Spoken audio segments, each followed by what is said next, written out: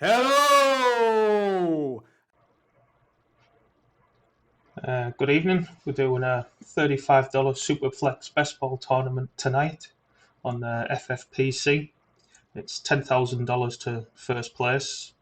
The tournament is made up of 4,752 teams, of which 33 teams will make it through to the final week in week 17. So rosters need to be a little bit unique. And if you do make it through to that final week, you're guaranteed a minimum of $500. So I've managed to pull the 111, so not ideal. I did have 12 players in my queue, which having the 111 also means I have the 202, so two of the top 14 picks. I'm hoping I can get two of my top 12 players in these first two rounds, but we'll see how it goes. So far we've got Josh Allen, Justin Herbert, Jonathan Taylor, Patrick Mahomes have come off the board. Cooper Kupp comes off at number 5. All these players are on my top 12, so I need a couple of teams to take two players that aren't. So Jalen Hurts now comes off. That leaves Kyler on there. Now they have Kyler as QB5 over Hurts. But the back-to-back. The one QB that I do have to go directly after Hurts, my QB7, is Trey Lance, but his ADP is a little bit later, more the mid-second round, so he's one of the ones I'm hoping I can nab out of my list. But I need these last three teams at the back end to preferably take quarterbacks that aren't on my list, but we'll see how it plays out. Okay, so Joe Burrow wasn't on my list. So I'm on the clock. Like I say, I think Trey Lance will come back to me, so here I'm going to take Justin Jefferson. And hopefully Lance does come back to me at the start of the second round.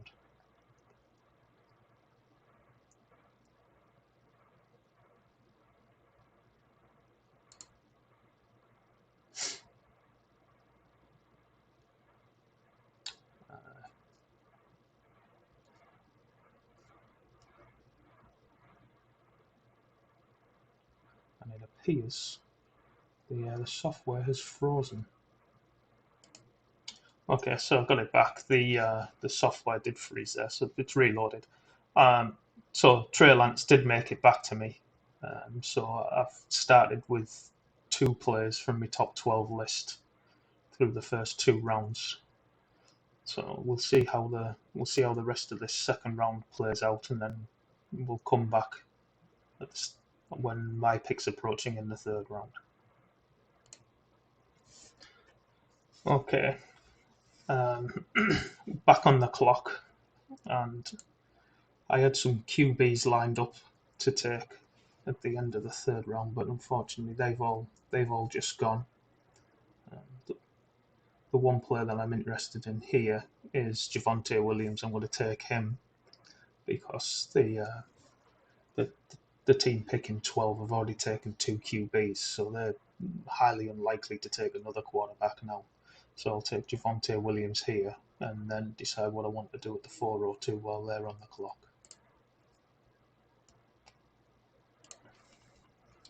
Okay, so I'm back on the clock at 4:02. Top options on the board: Debo, Aaron Jones, Mike Evans, Leonard Fournette, Darren Waller, George Kittle is a bit further down. I think here the best option is to probably take Debo Samuel, I would think.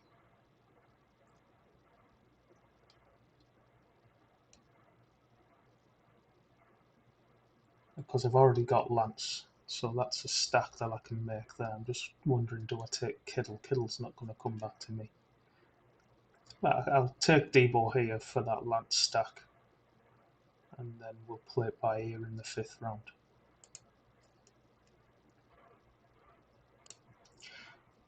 So we're coming back to our pick in the fifth round here. Team 8 and 9 both have a tight end. I've got Schultz and Hawkinson in my queue. So potentially team 10 could take one. That would leave me the choice between Hopkinson and Schultz with my pick at 11, and then I have two quarterbacks in my queue to take after that. And with team 12 already having two QBs, I'm hoping that they don't decide to take a third QB and I get my choice between Winston and Mac Jones. Neither of them I'm massively in love with, but Jones will give me a solid floor, where Winston will give me occasional upside as well. So we'll see which one I get left with. There's 10 seconds left here for Team 8 to make their pick. Who are they looking at? They took a wide receiver. Yeah, they needed a wide receiver. So Team 9, they already have a tight end. I hope they don't go bully tight end. They've taken a quarterback, which reduces my options, but I'm on the clock here. Dalton Schultz is available. I'm going to take Dalton Schultz. I have him a little bit higher than TJ Hawkinson. Lack of passing options in the Dallas offense this year. Schultz probably going to be the number 2 target, see over 100 targets. So I'll take him here, and then hopefully it's going to come round and I can take Jameis at 602.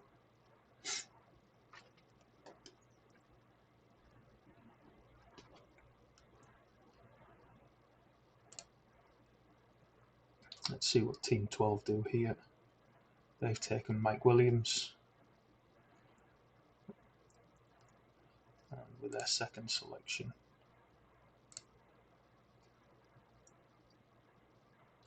They've taken Deontay Johnson, so that leaves Jameis for me to fill out my second QB spot. That's worked out pretty nicely there, in fact.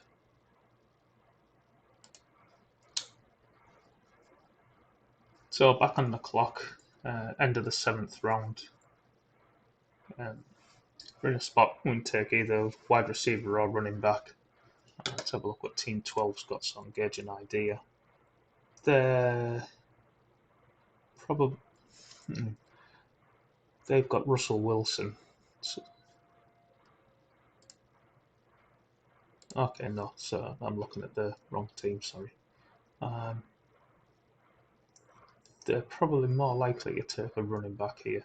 I'm going to take Elijah Mitchell because I've got Trey Lance, Deebo Samuel. So Mitchell does go with that team stack quite nicely. And then hopefully Bateman comes back around to me. He will be next on the list here. Robinson, he's took, doesn't really appeal that much. He's took Gibson there, which is great. That leaves Rashad Bateman come back round to me at the start of the 8th round. No wide receivers in Baltimore. They're going to run more this year. But with only Mark Andrews, the other pass catcher on the roster, Rashad Bateman, he's in line for 120, 130 targets, something like that. So he'll have a better year than he did last year, that's for sure. So coming up to the pick at the 9-10 turn here. I did have 6 players in my queue, but 2 of them have just gone in the last 2 picks. So we've got Singletary, James Cook from the Buffalo backfield, Treylon Burks, Rashad Penny. Ideally, I could get Burks here and take one of the 3 backs in the 10th round. That'll work out quite nicely. Singletary goes.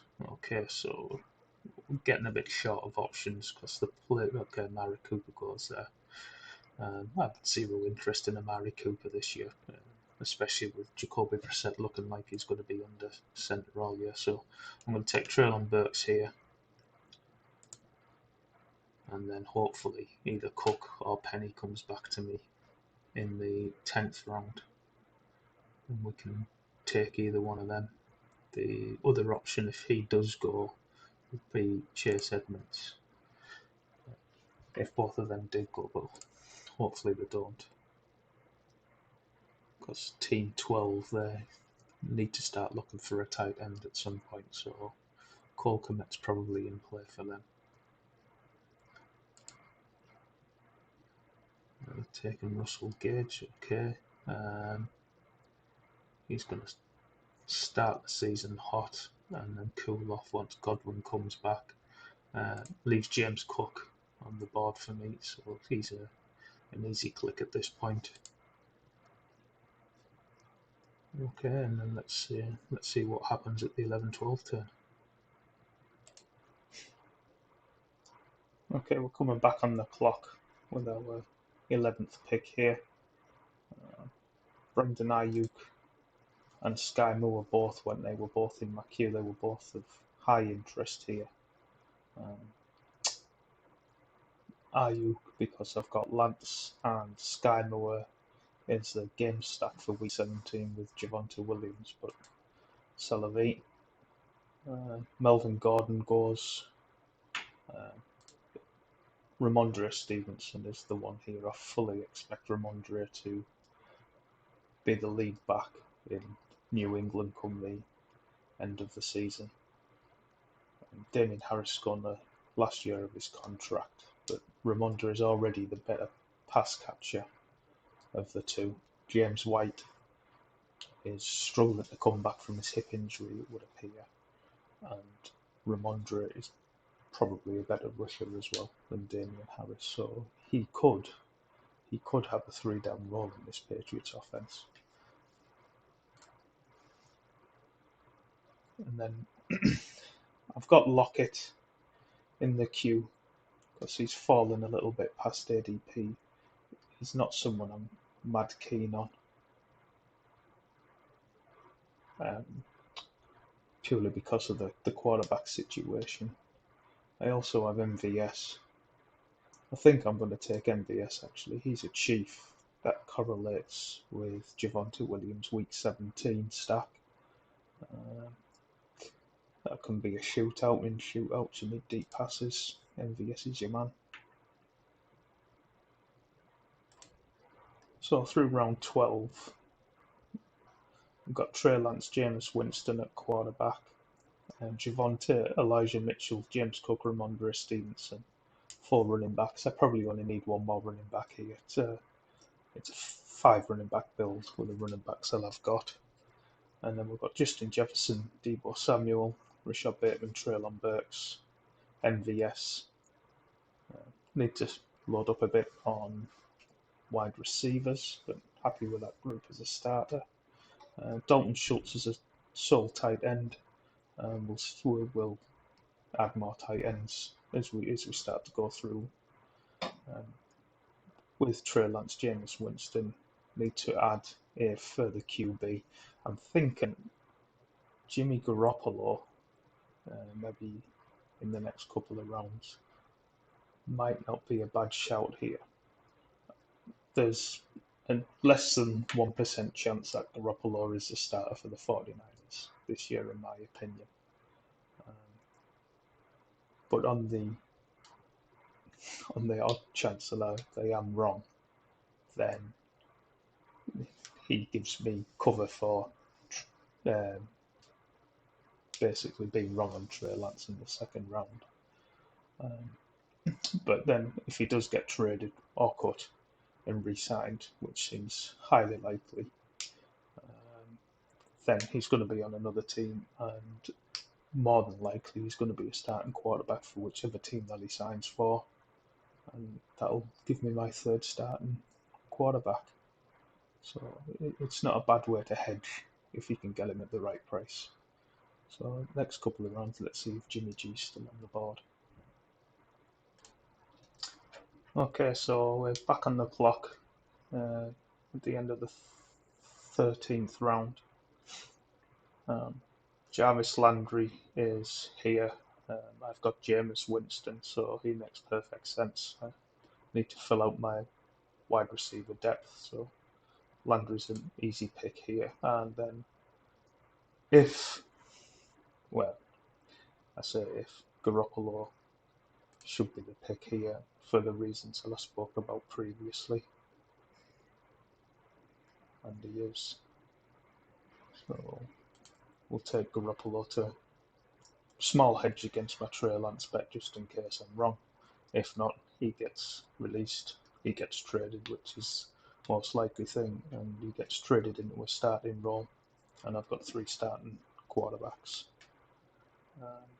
Need to start looking at tight ends. They're getting a little thin. I've got Hayden Hurst in the queue. I don't really expect he's going to make it back to me. He'd have.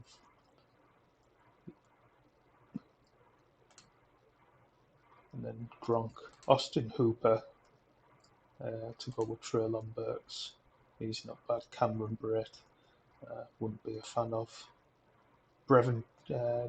Logan Thomas is going to start the year on the pup. He's going to miss the first few games probably, but he might be a candidate for later on in the season. Brevin Jordan was actually not bad last year, in a small sample for the Texans late in the year. He came on, good athlete, and now he is the starting tight end for the Texans. Nothing to get overly excited about, but when you go this deep into the tight end pool, basically all you're looking for is touchdown upside. Taysom Hill, tight end. Also, very, very small chance that something happens to Jameis. Andy Dalton's really bad because Andy Dalton is really bad. Taysom Hill turns into the starter, or makes a spot start for whatever reason. I've got him in the tight end spot, and he absolutely blows up, puts up QB points. Chances of it happening are slim to none. But again, he's a saint. I've got Jameis. He correlates. Hayden Hurst's gone off the board there, so I'll keep these 4 tight ends in my queue when we come round the back of the 15th round, 16th round. We'll see which ones are still in play, which other players on the board are still in play, and we'll go from there. Okay, so coming up to the pick in the 15th, 16th round here. Put some players in the queue to pick from. Running backs, tight ends, wide receivers. The sole running back, and I only need one more running back to fill out this build, is Gus Edwards. So I'll probably take him with one of these 2 picks, and that finishes out the running back build, and it also correlates with Rashad Bateman. So a little game stack there. I'm not overly worried about Edwards' ACL injury. We'll take it slow with him, but he will be back with the Ravens, back playing week 17. Should be fully healthy by then. So I'll take him here, and then I've got KJ Osborne, Brevin Jordan, Logan Thomas, all options. This next pick, I do need to take a tight end though. I'll take Brevin Jordan.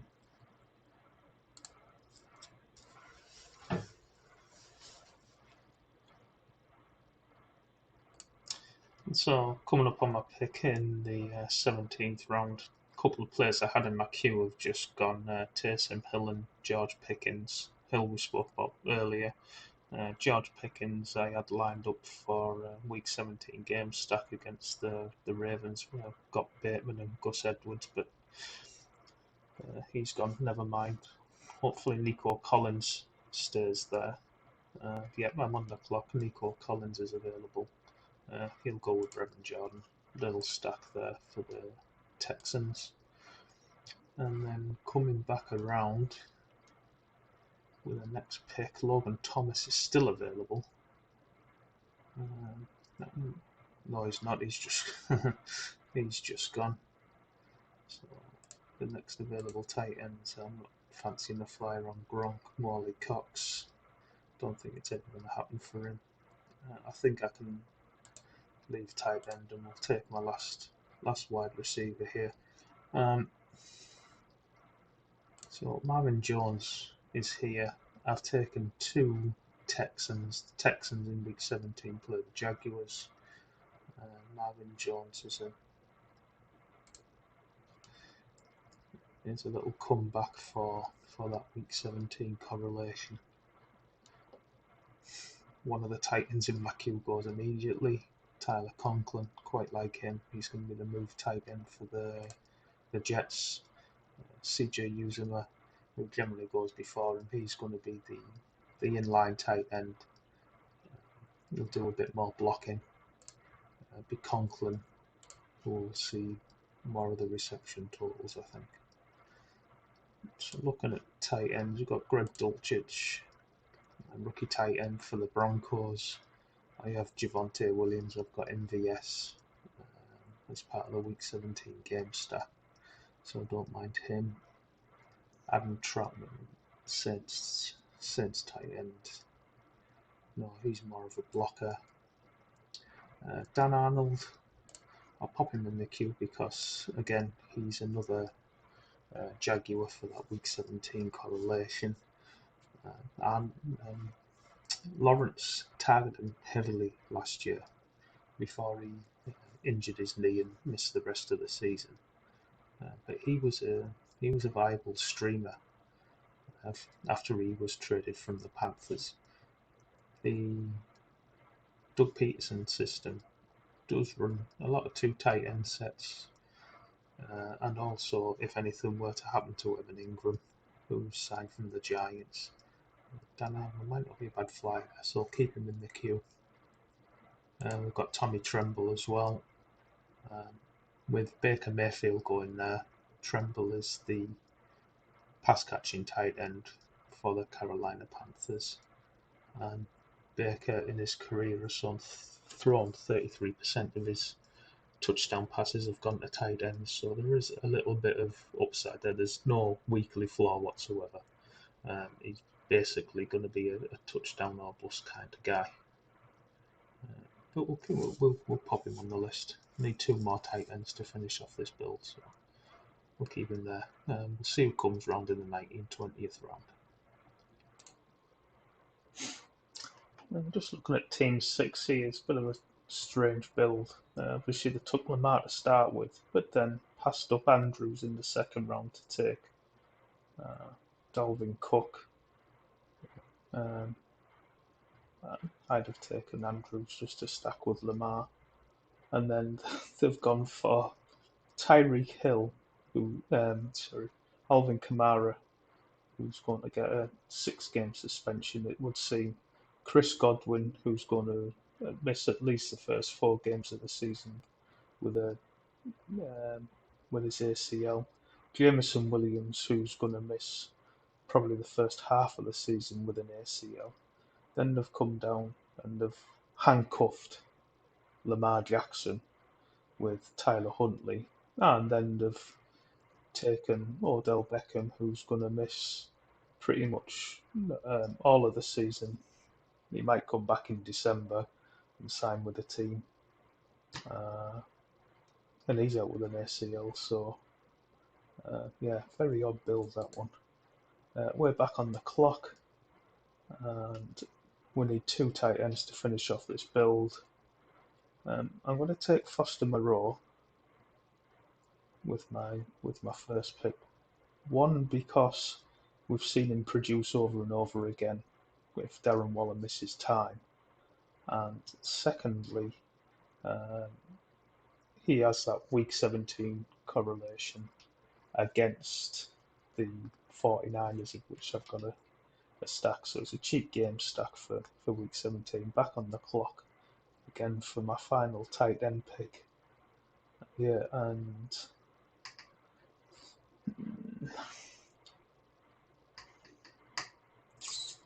I'll take Dan Arnold because he does have chemistry with Trevor Lawrence from last year. Doug Peterson does run those 2 tight end sets. And I have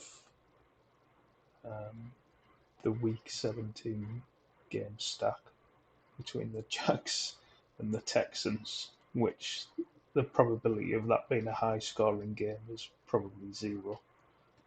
But like I said, there's only 33 teams who are going to get to the final, so you've got to be quite unique. So we'll take Dan Arnold here to finish off. So to recap, 3 quarterbacks: Trey Lance, Jameis Winston, Jimmy G. 5 running backs: Javonte, Ramondre, Elijah Mitchell, James Cook, Gus Edwards. We've got the 8 wide receivers in Debo, Marcus Valdes-Scantling, Marvin Jones, Jarvis Landry, Treylon Burks, Justin Jefferson, Rashad Bateman, Nico Collins. And then we've got the 4 tight ends: Brevin Jordan, Dalton Schultz, Dan Arnold, and Foster Moreau. Thanks everyone for watching. Wish us the best of luck. Hopefully we can win $10,000.